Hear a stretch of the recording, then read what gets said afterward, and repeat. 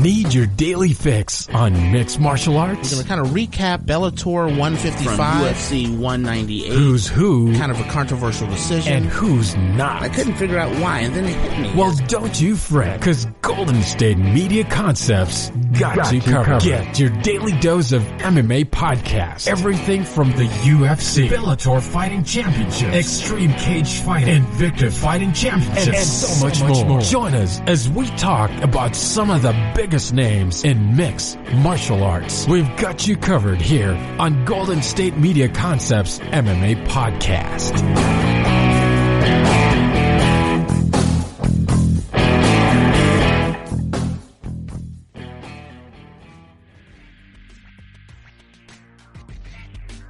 Thank you for tuning into the GSMC MMA Podcast, brought to you by the GSMC Podcast Network. I am your host, Arnel De Leon. I hope life is going well for you, as not just MMA, but the sports world has changed dramatically in the past week due to the coronavirus. I might as well talk about how future UFC events will be impacted, considering it would be difficult for me to talk about the recent UFC Fight Night events, UFC Fight Night 170, without mentioning it. As I am speaking, the current NBA season, as well as the XFL season, along with other sports organizations, like the NHL and the MLB and even soccer, they're suspending some games, or some games will be set in a closed stadium. March Madness is happening, and March Madness, if you guys don't know, it's this very intense, very huge, important event in college basketball, the NCAA basketball. Players' draft stocks are based around March Madness and how they do, how they perform well. Depending on how they perform well in March Madness, will define their will A, define their college careers, and B, will place them in a certain pedestal when it comes to draft night. So millions of dollars are potentially at stake here for these college players who are set to perform at March Madness. Now, there was speculation that March Madness was going to be canceled, but instead, these players are going to be playing in an empty arena. If you're playing it among a certain group of people, of a closed group, you feel different than when you have like 100 people or even 1,000 people go yelling at you like, yeah.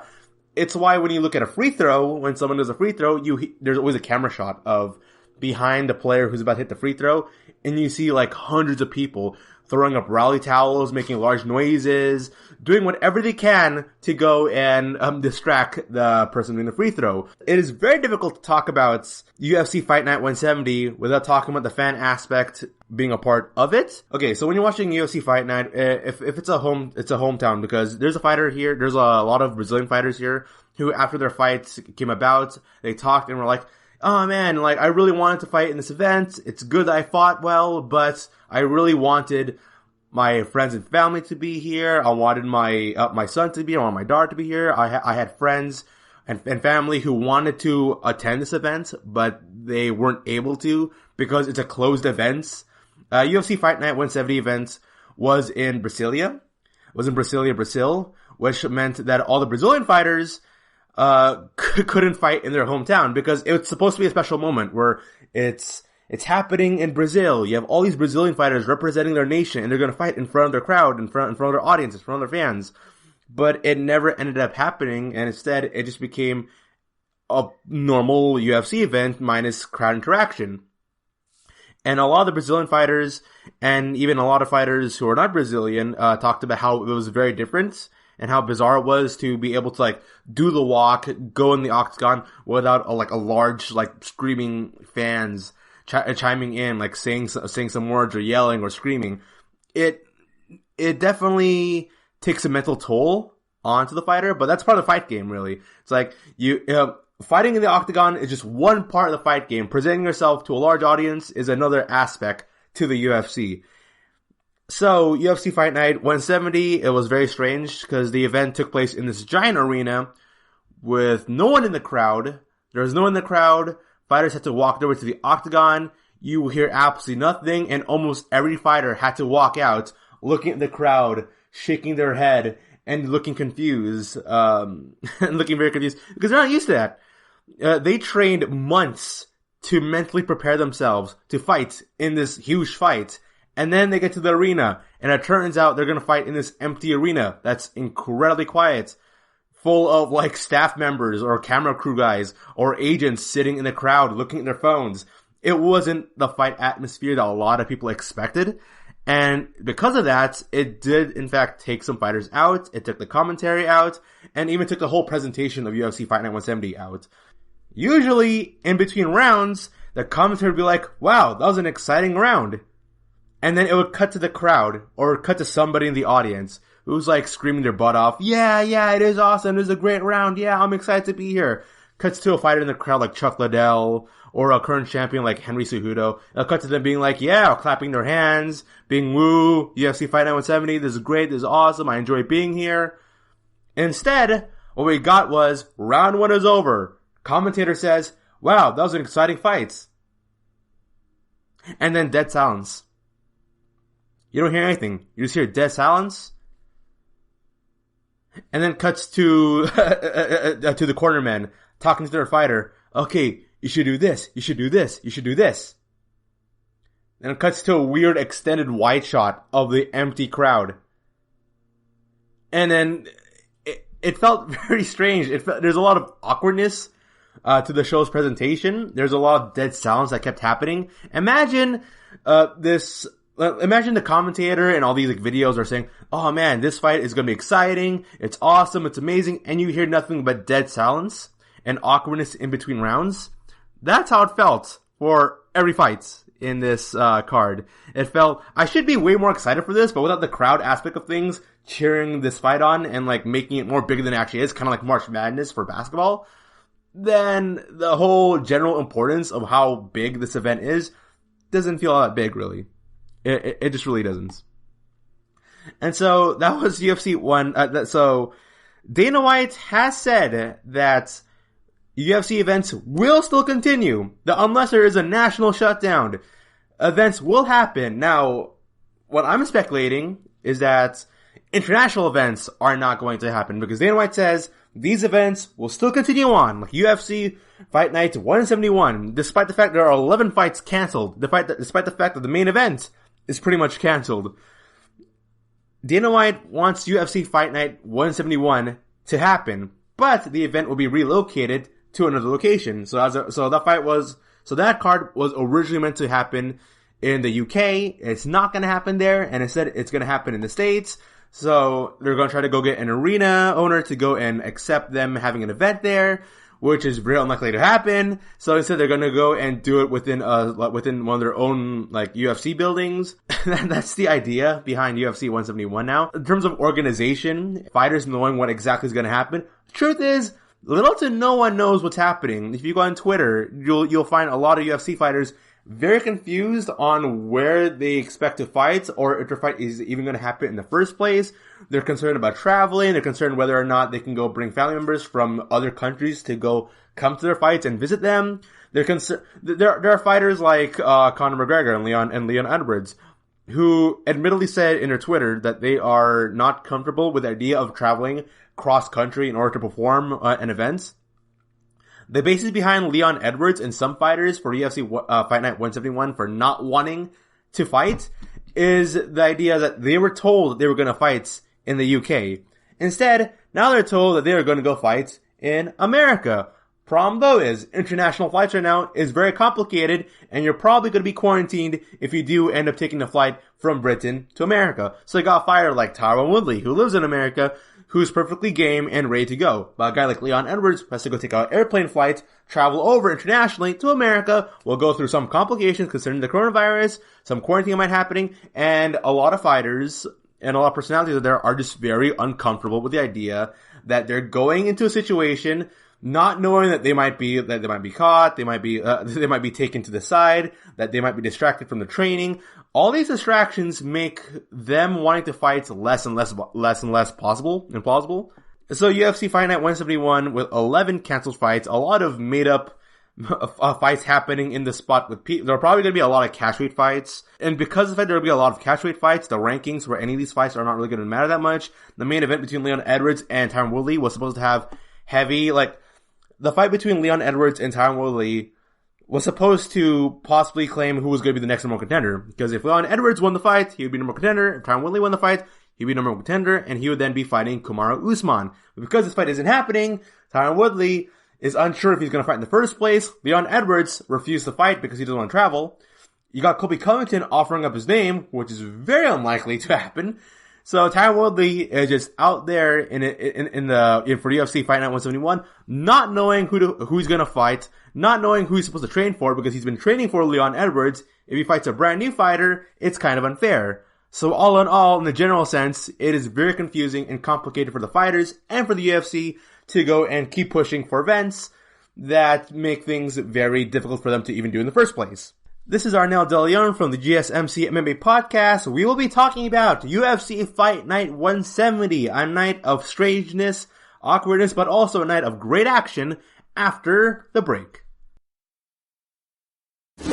Check out the show built around the women of MMA. From the UFC to the extreme cage fighting, we got the fights covered. Listen. It's the Golden State Media Concepts Women's MMA Podcast. The latest news of upcoming fights, discussions of previous matches. Join us as we talk to and about the biggest names in women's mixed martial arts. Past, present, and future. When it's the women's fight game, you know where to listen to. The Golden State Media Concepts Women's MMA Podcast. And we are back. I am your host, Arnel De Leon. Welcome back to the GSMC MMA Podcast. And let's talk about UFC Fight Night 170. The main event is a lightweight bout between number 13th ranked Charles Oliveira versus number 8 ranked Kevin Lee. The narrative of this fight was which was better, Kevin Lee's wrestling game or Charles Oliveira's jiu-jitsu game, and this truly was the best representation of a chess match, really. We had two fighters who are fighting entirely different styles. Kevin Lee came to the fight trying to fight and slow down Oliveira with his wrestling and boxing. Oliveira came to this fight utilizing some Muay Thai, some clinching, kickboxing, and jiu-jitsu. The second this fight started, Oliveira dives in with jumping hop kicks. Yeah, jumping hop kicks. He goes for 3 consecutive jumping hop kicks, then push for a takedown. And Kevin Lee was taken aback by a lot of it. And Michael Bisping, who was the color commentator of this fight, was like, oh my gosh, this guy's insane. He's going for hop kicks and goes for a mini takedown. Wow, he's going all the way, because that's what Oliveira did this entire round. He went full throttle, 100%, no feeling out process. Oliveira immediately went for jumping hop kicks to the head, went for spinning back fists, went for closed-in elbows, went for takedowns immediately, and Oliveira in round 1 gave Kevin Lee little to no breathing room at all. There was not a single second that passed to which Kevin Lee wasn't trying to defend himself from a submission or a kick. Oliveira, for the most part, this entire, all three rounds, especially in round 1 and round 2, were heavily fought in the ground. There was very little stand-up in this entire exchange. Oliveira tries for a heel hook. Okay, let me explain to you how pretty much all 3 rounds are essentially in a nutshell here. Oliveira tries to go for a heel hook. Kevin Lee defends it. Oliveira goes for another heel hook for the other leg. Kevin Lee defends it. If that doesn't work, he tries for a triangle choke. If that doesn't work, Oliveira will then go for an arm triangle. If that doesn't work, he goes back to a heel hook. If that doesn't work, he just cycling over and over again. Triangle chokes, arm triangles, heel hooks, arm bars. Oliveira is constantly switching up different submissions as much as he can, applying so much pressure onto Kevin Lee to the point that Kevin Lee had to look up and be like, okay, I have to breathe. What do I have to do? Because if someone is coming at you 100 miles an hour and you got no breathing time, you are just like, oh my gosh, slow down. There's too much for me to take in. I gotta slow down the pace here. And that was what Kevin Lee was doing for the most part in round 1. Oliveira kept going for submission moves, kept going for kicks, kept transitioning between different spots in the submission, and Kevin Lee had to recover himself the second he got I think he got a half guard onto Charles Oliveira. Charles Oliveira went for a heel hook, then went for a second heel hook. Kevin Lee was able to stop that and get into the half guard onto Charles Oliveira. Charles Oliveira was able to turn over Kevin Lee and get to his own half guard, to which Kevin Lee responded into getting back into mounts. Kevin Lee fought smart, he fought as a warrior, and he defended himself properly, defending himself from the onslaught of offense that was Oliveira. And because he defended himself properly, he was able to reverse a lot of the submission holds and get back onto top or half guard or full guard, and was able to lay down some punches and haymakers on the ground position. His wrestling came about and saved him, and was the reason why he won round 1, because he was able to defend himself and was able to land a couple hard shots onto Oliveira. One thing that was very noteworthy when it came to round 1 was that Oliveira was hitting very little to no actual strikes when he got on top. Oliveira was heavily focused on trying to submit Kevin Lee, while Kevin Lee was trying to defend himself. He was landing some elbows, he was landing some hammer shots, he was landing some punches, he was landing some strikes from top to ground, and when he was in the bottom, he was trying to punch Oliveira in the head when Oliveira was trying to go for heel hooks. So, round 1 was given to Kevin Lee for A, defending himself, and B, laying some shots on the ground. So Kevin Lee did a great job round 1. Though, it was a heavy onslaught that happened in that fight, and I can't imagine Kevin Lee defending himself consistently through 5 rounds against Oliveira's submission attempts. Round 2 became a striking battle for the first 2 minutes. It was the fight that Lee wanted.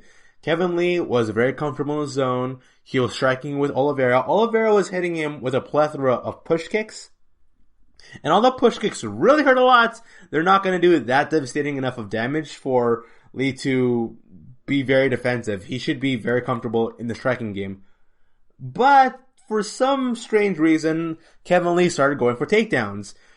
Although Oliveira was winning in a striking exchange via overall volume of strikes, Kevin Lee was winning via significant strikes, and if Kevin Lee could go and whittle down the distance between him and Oliveira, because Oliveira had the advantage in terms of reach, if he was able to whittle down the distance, Lee could have gone and knocked out Oliveira.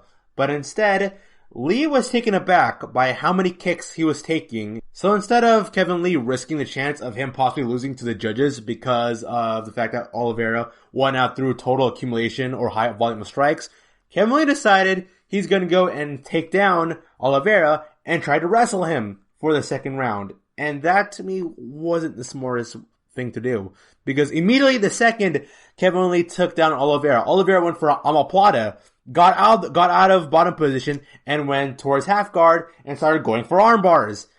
It wasn't the smartest plan for Kevin Lee to try to go for a wrestling game against Oliveira. I understand why he did so, because the dude kept getting kicked over and over again. He was getting kicked, and Oliveira's high volume was too much for Kevin Lee to withstand. So he decided, you know what? It's either I beat this guy with one clean punch to the face, or I go take him down and gonna go and wrestle him for the decision victory, or slow him down so I can knock him out later in the future rounds. Kevin Lee was a wee bit too impatient on that, because Oliveira immediately went for omoplata, so his wrestling was negated completely, and from that point on, it was Oliveira raining down on Kevin Lee through a series of submission holds and striking. This time, Oliveira was striking from top, and whenever Kevin Lee was able to reverse and get himself onto top position, Oliveira was able to reverse himself out of it. So, Oliveira's training camp did amazing in terms of prepping up for Kevin Lee's wrestling, because Kevin Lee's wrestling didn't hold him all that well, and Kevin Lee's impatience in the striking game didn't hold him out all that well also, and it forced Kevin Lee to fight Oliveira's style. So that didn't help him out, which meant that Oliveira won in round 2, because Kevin Lee, for the most part, won the ground exchanges in round 1. For the second round, Oliveira had an answer for everything Kevin Lee had, and he was winning the striking exchanges, so round 2 goes to Oliveira. Round 3, Kevin Lee and his corner. I didn't know what was a strategy here. I don't know who told Kevin Lee they should go for a takedown, because even the commentary team were talking about how it's not a smart idea to take down Oliveira, because in all wrestling exchanges, Oliveira barely won out round 1. Oliveira easily beat him out on round 2. So it's a smart thing for Kevin Lee to once again whittle down the distance, just take whatever damage he can from Oliveira's kicks, power through it, go for the knockout, or overcome him with your own striking. But that's not what Kevin Lee did. Instead, Kevin Lee, despite being out-wrestled in round 2, went for a single leg takedown. And Michael Bisping immediately shook his head and was questioning why Kevin Lee would go for a single leg takedown. And guess what? Lee went for a single leg takedown. Oliveira immediately counters it and goes for a guillotine choke. Charles Oliveira taps out Kevin Lee with a guillotine choke and wins the fight. That was a very impressive performance by both fighters.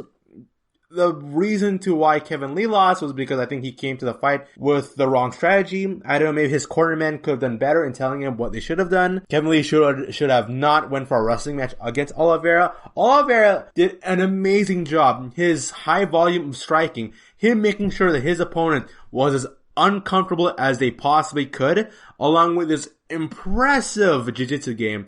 Dude, if I'm a fighter and I'm looking at this fight and I'm fighting Charles Oliveira next, or I'm fighting Charles Oliveira in the future, I do not want to take him down. His jiu-jitsu game is up there and is incredibly impressive, and I wouldn't be surprised if sometime down the road, if Oliveira can maintain this consistency of high volume of striking and good jiu-jitsu game, Charles Oliveira is going to be a major threat in the lightweight division. After the short break, we will come back to UFC Fight Night 170, we'll look at the other fights, and we'll see what is going to happen to Kevin Lee and Charles Oliveira after this.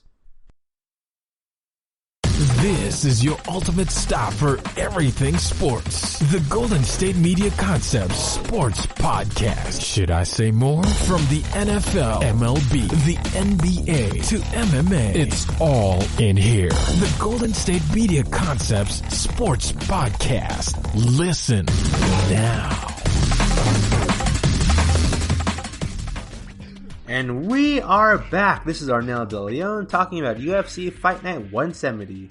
Charles Oliveira defeated Kevin Lee, which places Oliveira in the top 10 of the lightweight division. It is expected that Oliveira will have a rematch against number 7th ranked Paul Felder. Paul Felder won their last fight 2 years ago via TKO, so Oliveira is probably setting his sights on avenging that loss. Paul Felder has talked about retiring recently, and Felder just lost his last fight against Dan Hooker last month, so I can see an Oliveira vs. Paul Felder fight being a make-or-break fight for both fighters.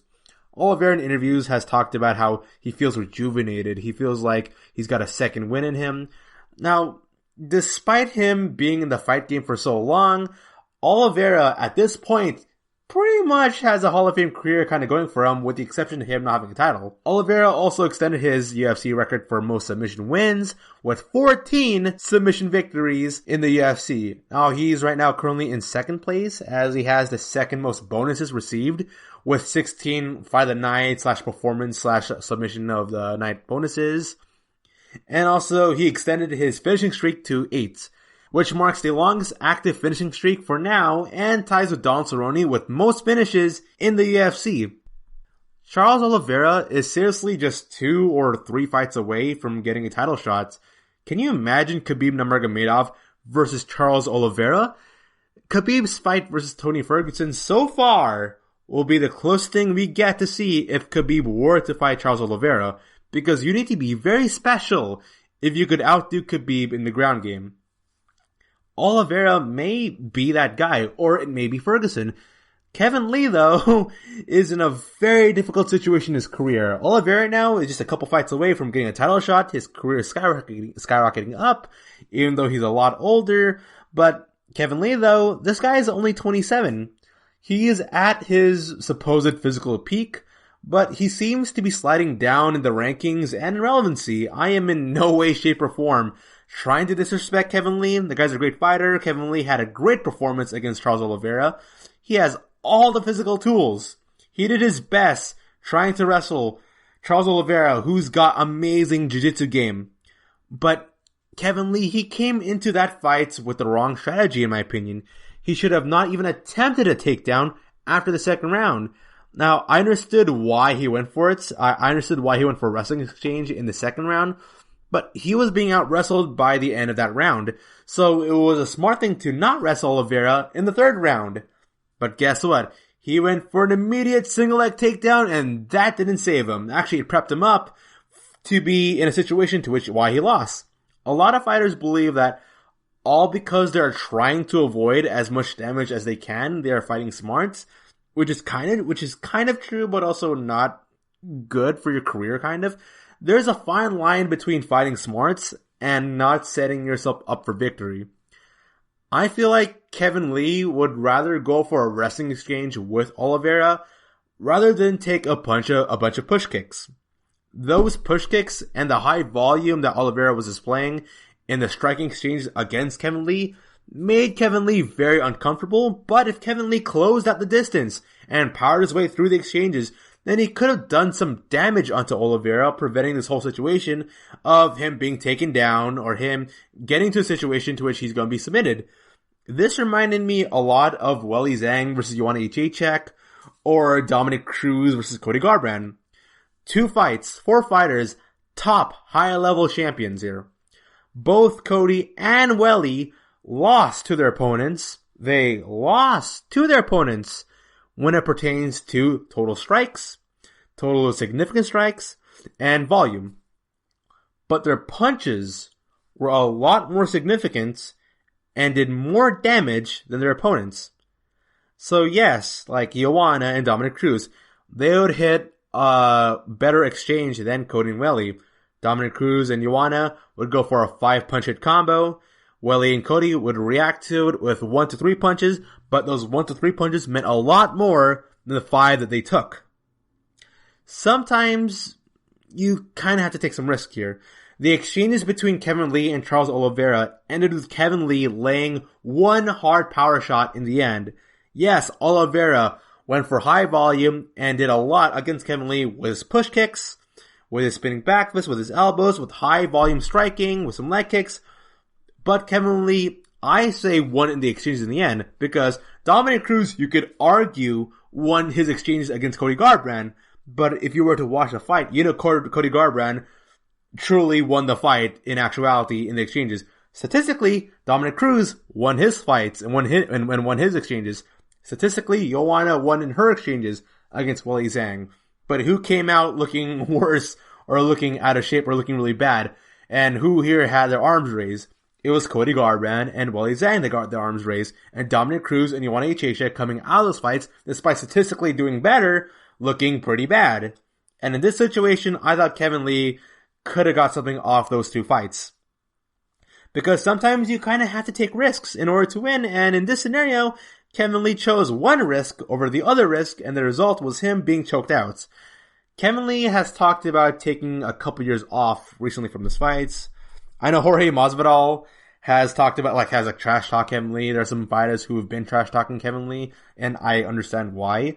Kevin Lee, after he got submitted, tried to continue the fight, tried to wrestle, and tried to do a waist lock onto Oliveira. After the ref called off that he was submitted, Kevin Lee was arguing with the referee, saying, No, I didn't submit. What happened? Even though it was obvious that he did submit, so Michael Bisping and the commentary team mentioned and said that he submitted. The video replay footage showed him submitting, and so it was 100% obvious that Kevin Lee submitted. But Kevin Lee still wanted the fights, and that made him look bad in the end, as he was still trying to hold on to Oliveira, while Oliveira was awkwardly trying to crawl away. Looking at Kevin Lee, I understand why it is difficult to like him, considering that how he presents himself versus how he is right now currently in 2020 in the rankings. It's very hard to take him seriously now. Kevin has talked about taking a couple years off. He's thinking about going on a break after the fights. And now after fighting for the interim title against Tony Ferguson and losing, after building a reputation in the political spectrum by supporting Bernie Sanders, after being known as the Conor McGregor wannabe, which is very cringy. All to do, go on YouTube, type up Kevin Lee, and one of the first videos you're going to see are these cringe videos of Kevin Lee. When people think about Kevin Lee, they don't think, oh wow, this guy who's a great boxer, who's got a good wrestling game, who has the potential to be the face of the UFC in the lightweight division, a guy who might have a chance against Khabib Nurmagomedov, a guy who had a really impressive fight against Oliveira, against Ferguson. Nobody's going to talk about that. People are going to be talking about how Kevin Lee was known as the wannabe Conor McGregor, who tried really hard to be this smack-talking, loudmouth, very brash, arrogant fighter, but in the end, it just comes across as very cringy. Now, to know that this guy, he was a top 3 ranked fighter at one point in the division. He went from being a top 3 ranked fighter, fighting for the interim title, who could have fought Khabib. He could be the one who's placed in Ferguson's position as fighting Khabib for the title in the next upcoming UFC pay-per-view. Instead of being in that position, he lost, and he's now placed outside of the top 10 at the age of 27. His morale is at an all-time low, and a break from the fight game makes all the sense in the world, okay? There are athletes right now taking a break in the NBA. A bunch of them are streaming on Twitch or on YouTube and playing video games with their fans. They're not going out there practicing. They're just playing video games, relaxing, taking a break from basketball. While athletes from around the world are looking at the coronavirus thing and are recognizing that sport events are being suspended, a lot of athletes see this as an opportunity to take a break from work, to refocus, reflect on themselves, and do something that they enjoy. Hopefully, Kevin Lee, in a year or two, can come back to the fight game, can come back to the UFC, and we see a better version of him next time. If he takes a break a year or two, he's only 27 right now, so if he takes a break for a year or two, he's still going to be 28, 29 years old, he might be 30, and he's still going to be in really great shape, and I can see him come back and become better. He can become a better Kevin Lee. He can go and shy away from this reputation that he's built for himself, or he might not take a break, and he might just get back into training camp. I don't think he should. I think this is a perfect time for him to take a break right now. But that's just how I view Kevin Lee, a guy who was at one point could have been a world champion, but now is outside the top 10, and I think him refocusing, him taking a break for a while, him taking a step back from the fight game for a while, could be really good for him mentally and physically. So after the short break, I'll look into the other fights of UFC Fight Night 170 and what fights they had to offer. Stay tuned after the break. Tired of searching the vast jungle of podcasts? Now listen close and hear this out. There's a podcast network that covers just about everything that you've been searching. Hey! The Golden State Media Concepts Podcast Network is here. Nothing less than a podcast bliss with endless hours of podcast coverage.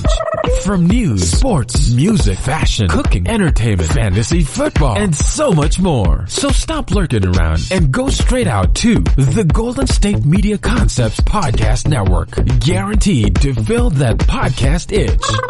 Whatever it may be. Visit us at www.gsmcpodcast.com. Follow us on Facebook and Twitter, and download us on iTunes, SoundCloud, and Google Play.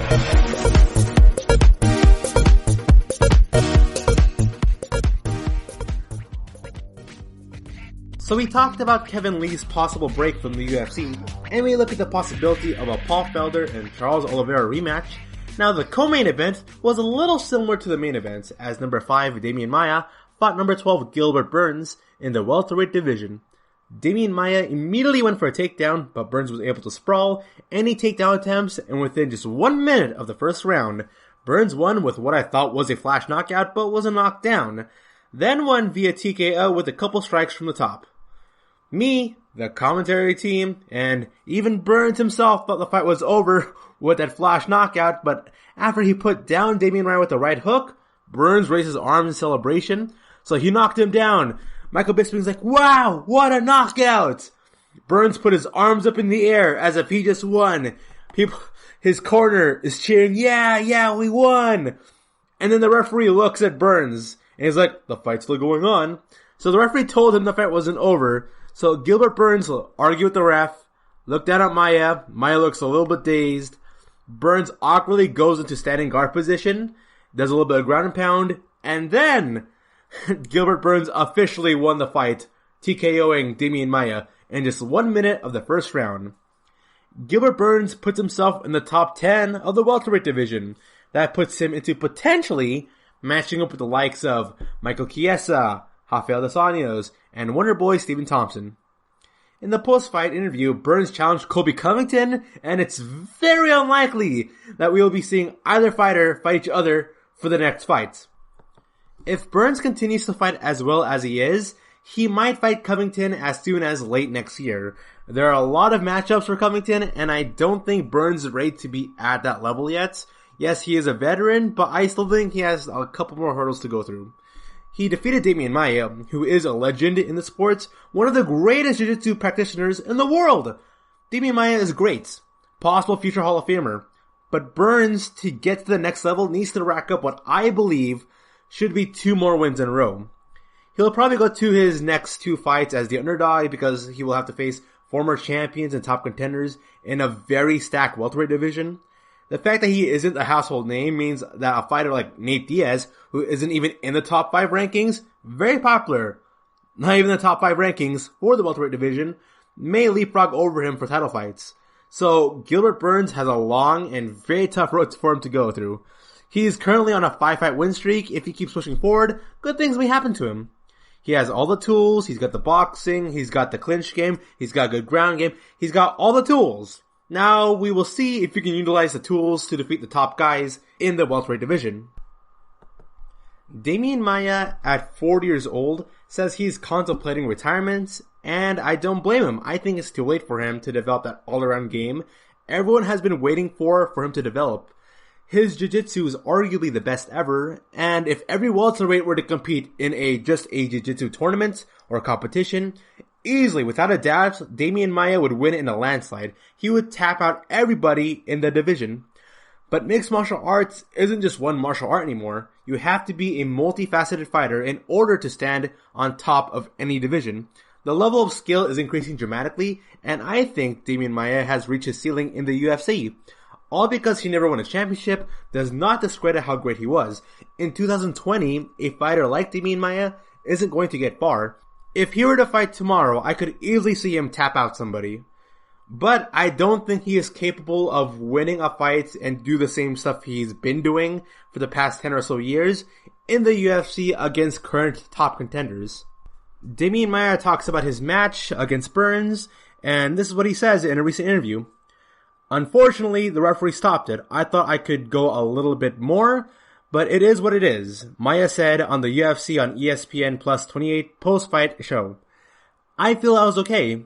I felt I was okay, but you don't know. The referee said that he thought I was out, and that's okay. That's a sport. I was feeling good. I was getting good in the jiu-jitsu positions, but he got me well with that hook. I'll come back to training and do one more fight, then that's it. I want to do one more, then probably retire. Tonight, I was feeling pretty good. I feel I was getting my good positions, but respect. He defended well. He's a great jiu-jitsu fighter, but he got me with the hook, and that happens. That happens in this sport with the small gloves, and that's it. The referee didn't help too much, but no excuse. He did well, and he deserves the victory.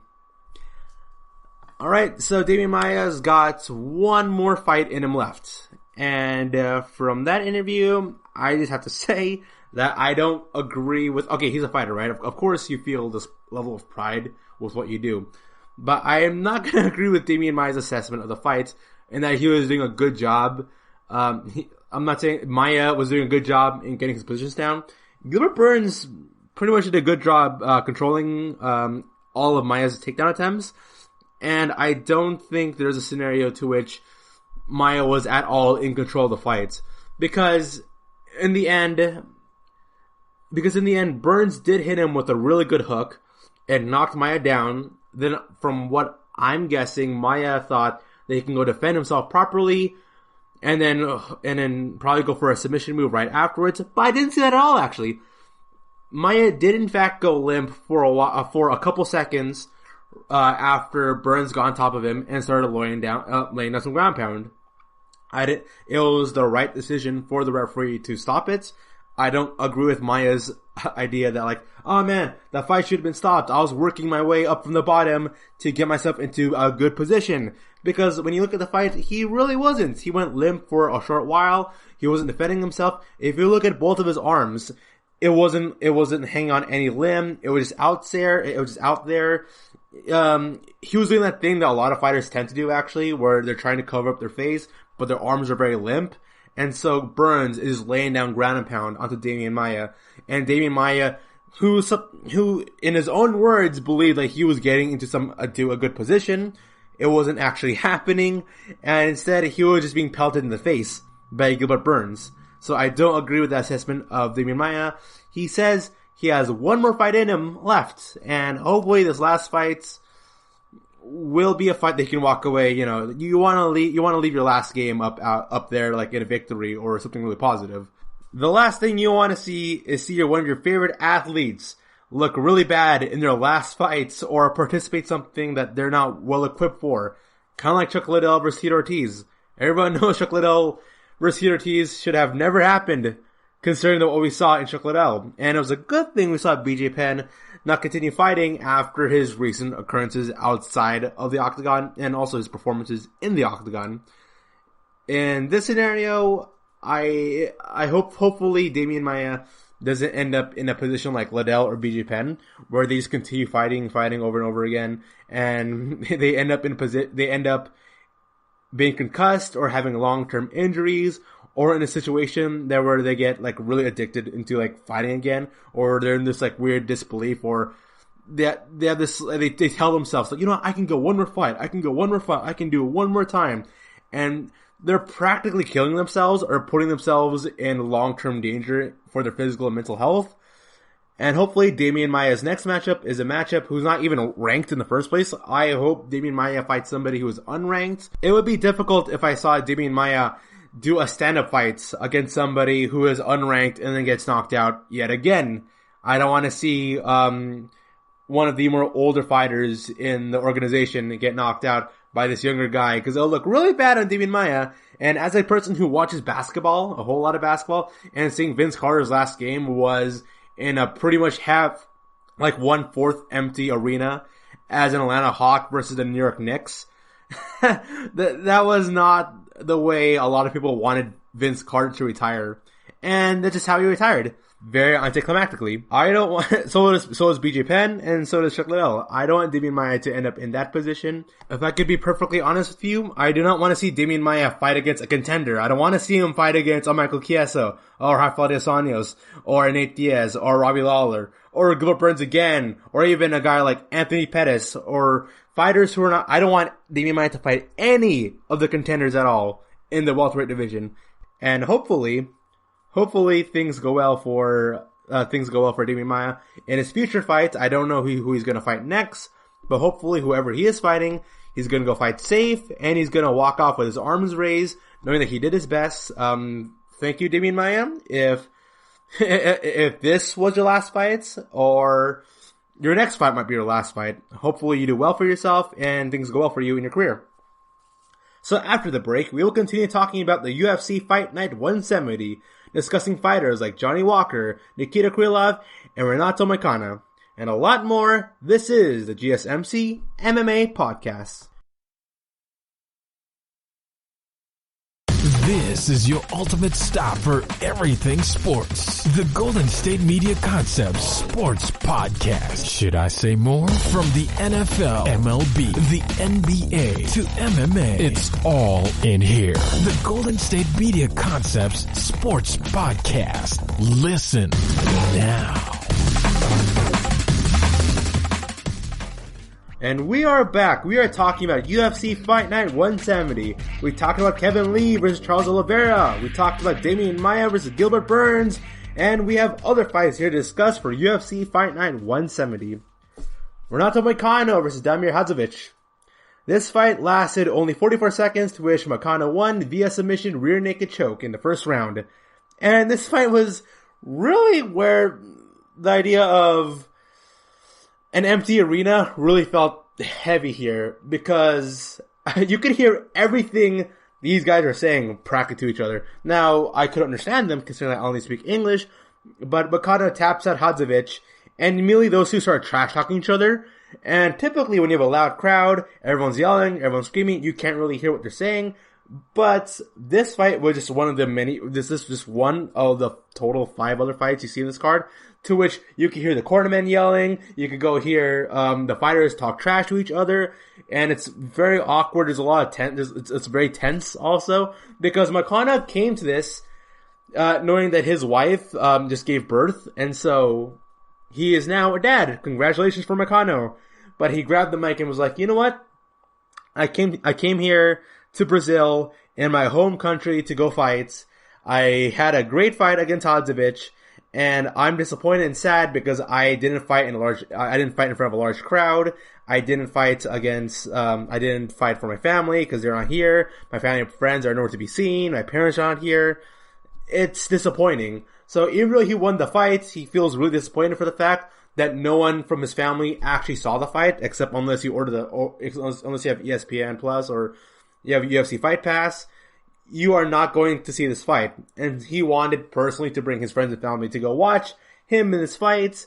And knowing that he won this fight in his home country and there's no one there to support him physically except for his cornermen, really disappointed him. And so right afterwards, after he won the fight, he felt really empty. It felt like an empty victory.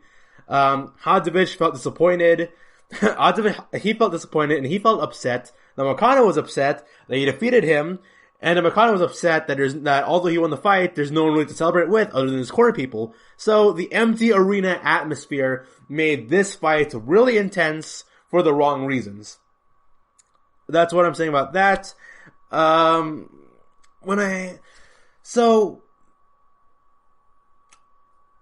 way I translate Moicano's disappointments, although he won, with the fact that, there wasn't a large audience there. Once again, me being a basketball nut, I thought immediately of Kevin Durant when he won the championship trophy in Golden State. Like, if you hear Kevin Durant talk about the Golden State Warriors, even though he played with them for 3 years, was it 2 or 3 years? Even though he played for them for a handful of years, he never felt like he was part of the actual family, more or less. He felt, even when he was in Golden State, he talked more about how much he disliked the fact that his fans from Oklahoma City didn't like him. He was more upset that the Oklahoma City fans from 3 years ago don't like him than he cares about his current fans in the Bay Area liking him. That's how disconnected he was to the audience, to his home team. And in this scenario, Moicano feels that. He feels upset that he wants a certain group of fans. He wants people to go out there and support him. He wants to hear the crowd. Because, here's another thing, these fighters here like Moicano, Krylov, Johnny Walker, Trinaldo, even like Gilbert Burns, and if you look at the prelim card here, you got people like Amanda Ribas, Brandon Moreno, Randall Marcos. All these fighters, they're not being paid all that well, okay? It's on record that MMA fighters, in the general sense, don't get paid as well. I have friends in my personal life who make 6 figures, who make more money than a whole lot of these fighters, doing a lot less, working a 9-to-5 job. UFC is supposed to be the largest MMA organization in the world. You expect it to be larger than life. Look at people like Chuck Liddell, Conor McGregor, Ronda Rousey. These are larger than life superstar athletes who are really big, bigger than even the UFC, so big that they transcend into media, like commercials, movies, TV shows. And so you have these fighters here who have this idea that UFC is really, really big. They go there. A lot of these fighters quit their jobs. They leave their jobs, or they're spending a whole lot of money on fight camp. They're spending a whole lot of time away from their families in order to do this one event, these 1 or 2 events per year. You go there, you look at the empty arena, and you think to yourself, is this even worth it? Like, is it worth it for me to dedicate a large part of my life into doing this sport when it turns out that it's, and I walk out there and I see an empty arena with nobody there. It feels small time. That's what I say. Because when I was watching this event, I thought immediately, wow, it feels like, kind of Invicta. Nothing wrong with Invicta, but when you look at an Invicta card versus a Pride fight or a UFC fight, there's an obvious, difference in terms of small-time fighting and big-time fighting here. The other fight here that I really enjoyed was Nikita Krylov versus Johnny Walker. Johnny Walker is jacked. He's 6'6", jacked. He looks like he's made out of stone. Even Michael Bisping was talking about how, oh man, this guy, he's got the physique of the Terminator. And if you Google search Johnny Walker, you see him posing out he looks like a cyborg robot. He physically looks like this jacked up robot guy that you would see in a Terminator movie. He looks a total stud. So he looks like a stud, and Johnny Walker is filled with a whole lot of potential. He's got great length. He's got amazing punching power. Only problem though is that he looks like a fish out of water when he has to wrestle, and he has bad cardio. Because when I look at this fight, Nikita Krylov defeated Johnny Walker via unanimous decision, and it was an obvious unanimous decision, as Nikita Krylov had control of Johnny Walker in the ground for over 11 minutes. In this 15-minute fight, in his 15-minute 3-round fight, Nikita Krylov controlled Johnny Walker for over 11 minutes, 11 out of the 15 minutes. And Johnny Walker, in the grand total of this 15-minute fight, after being dominated for 11 minutes, he controlled Krylov in the ground game for less than a minute and a half. There was some standing happening here. Johnny Walker much preferred fighting Krylov, because Johnny Walker, that dude hits like a freight train. Not only does he look like a tank, he hits like a tank. So he's hitting Krylov with these bombs, but Krylov is giving him zero room to work with, as Nikita Krylov just keeps grappling with Walker, pinning him down to the cage. And Walker, being so big and so jacked and being so lengthy and tall, he struggled wrestling. When he was taken down, what he did for the most part was just laying down. He wasn't trying to go for a good position from the bottom. He wasn't really trying that much to fight back. He was just pressed up on the cage, or if he wasn't pressed up on the cage, he would just flail in the ground while Nikita Krylov would transition into different positions. I always felt like Krylov was imposing his will in the action, and in the ground, Krylov was constantly pushing for transitions and movements, and for a ground and pound game and good positioning. Walker really didn't do much, and it's because of that was Walker's undoing here. He has great physical, he has great power, but oh my gosh, his ability to defend his wrestling game and his cardio, the dude looks gassed in the end of each and every round. Krylov is just pounding a Walker. Then you hear the sound of the bell ring. Beep, sound of the bell rings. Krylov stands up, walks to his corner. Walker has to stay on the ground for a couple seconds, take huge deep breaths.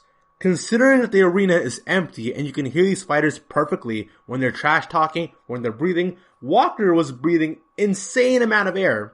He was breathing a whole lot of air, and he was struggling getting up. That's how tired he was. Oh man, so Walker, he's got a lot to work on. Nikita Krylov, he's probably going to move up the ranking as light heavyweights. We might see him, both of these fighters are in the low ranks right now in the light heavyweight division. I can expect Krylov finding his way up at the top, while Johnny Walker stays up there trying to mill about, trying to see if he can string together a couple victories in a row here, because this is Walker's second straight loss. So Walker has some stuff to work on. He definitely needs to work on A, losing muscle mass, 'cause I think that's a little bit too much. B, working on his cardio. And C, working on an all-around game. That's just him. That is just not him. Walker's a knockout artist, but he's fighting a guy who can defend himself from getting knocked out. Doesn't help him. It just doesn't. After the short break, we'll be discussing UFC Fight Night 171. What is going to happen to UFC Fight Night 171? What is going to happen in future UFC events coming up in March, April, and maybe May? Want to know the latest in soccer? Then listen to the Golden State Media Concepts Soccer Podcast. From MLS, the World Cup, and the Premier League, we've got you covered. The latest updates, the hottest matches, and news on the league's top players. It's the Golden State Media Concepts Soccer Podcast. David Beckham scores the goal to take England all the way to the World Cup finals. Listen now. UFC Fight Night 170. We've been talking about that all day today, and it's honestly a really good card. You should look into it when you can. The fights are really impressive. The Damian Maia fight is really impressive. Charlie Oliveira versus Kevin Lee. I still recommend anyone to watch that fight. It's a great chess match fight, really. A battle of styles. You're gonna enjoy it. But let's talk about UFC Fight Night 171. Is it gonna happen? Well, if it did happen, we would get Tyron Woodley versus Leon Edwards. Cancelled. Danny Roberts versus Nicholas Dalby. Cancelled. Jack Marshman versus Kevin Holland. Cancelled. Darren Stewart versus Marvin Vittori. canceled. Jack Shore versus Geraldo Del Frontis Jr. canceled. Even the entire prelims card has been canceled. There are 11 fights in UFC Fight Night 171 in London Arena. 11 fights are canceled. And as of this recording, they have 5 days left. They have 5 days left to scrounge about and make 11 fights at random. To set up 11 fights with fighters who've been training for a completely different, or a completely group of fighters. You have Tyron Woodley, who's been training months for Leon Edwards, who's been feuding with Leon Edwards for months, almost a year at this point. Now there's a chance Tyron Woodley might face Colby Covington. There's a chance that Tyron Woodley might face Gilbert Burns. No matter what way you look at this, there's a huge asterisk to this event. Or to any major fight that's happening in this card.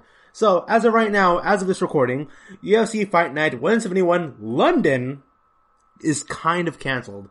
Instead of it taking place in London, it's going to take place in the States. Now, we're 5 days away from this event. No one knows where the event is even going to take place in. Is it going to be in Vegas? I don't know. Is it going to be California? I don't know. Is it going to be in New York? I don't know. Nobody knows where this event is going to take place.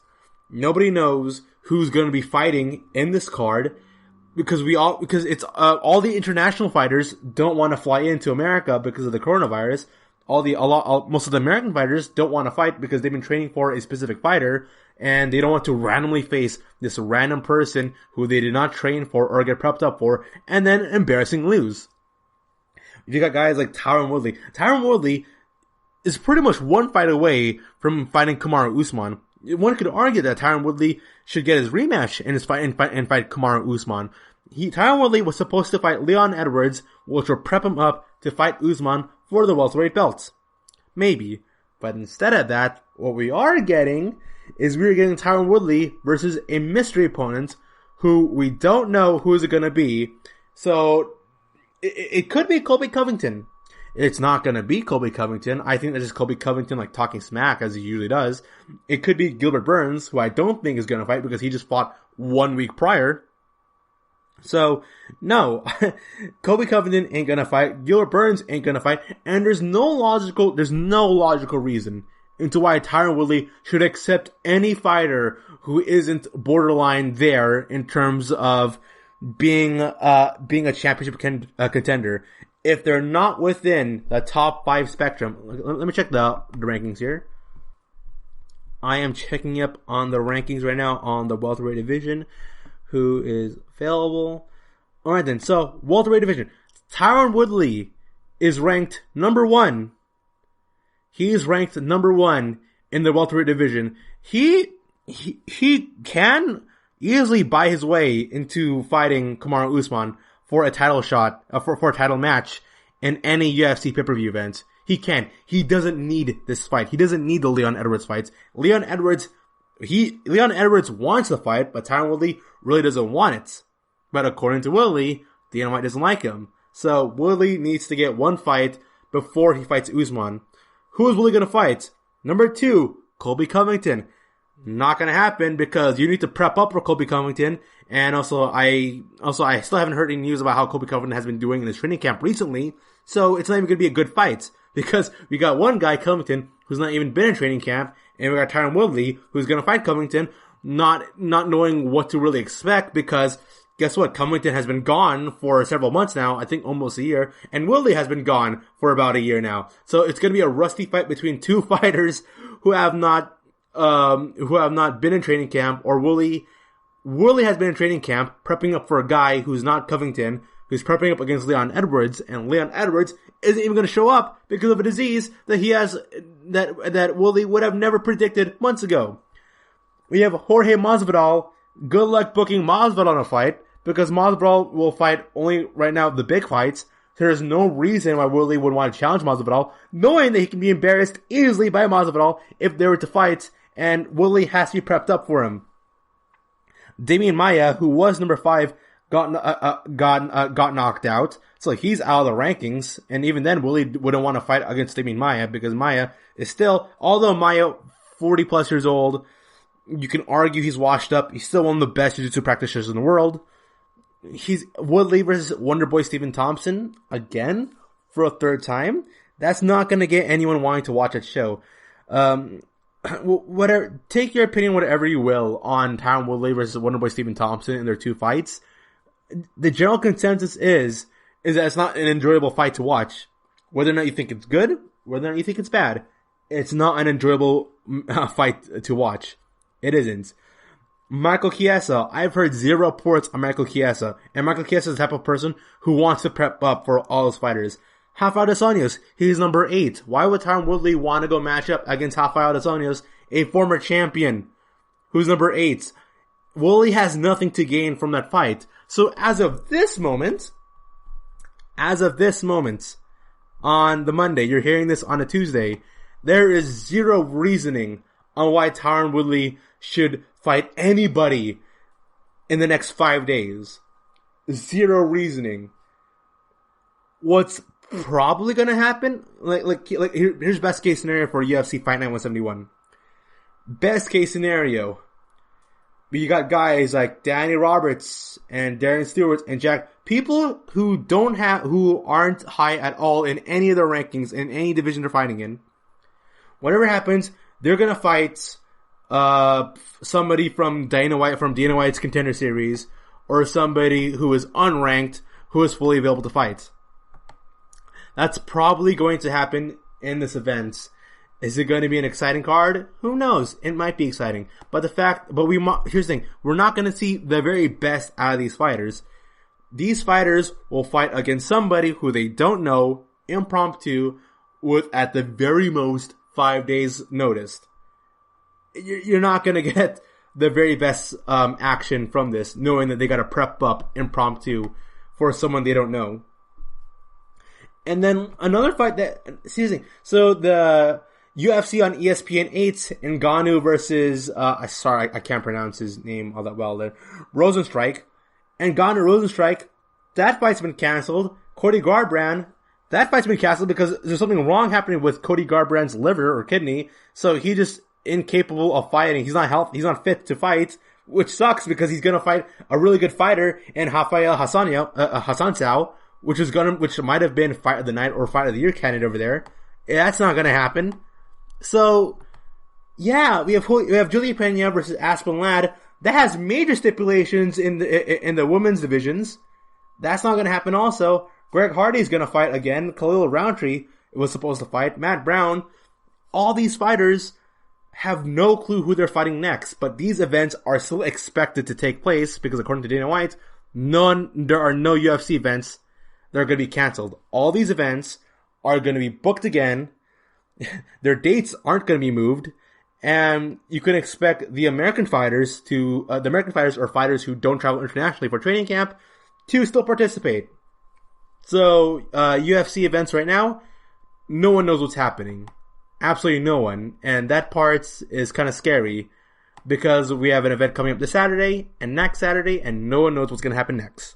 It is a bizarre time right now to be a fan of MMA and UFC because you have no clue what's going to happen. The same thing applies for NBA. Same thing applies for NHL, for football. It is a strange time right now.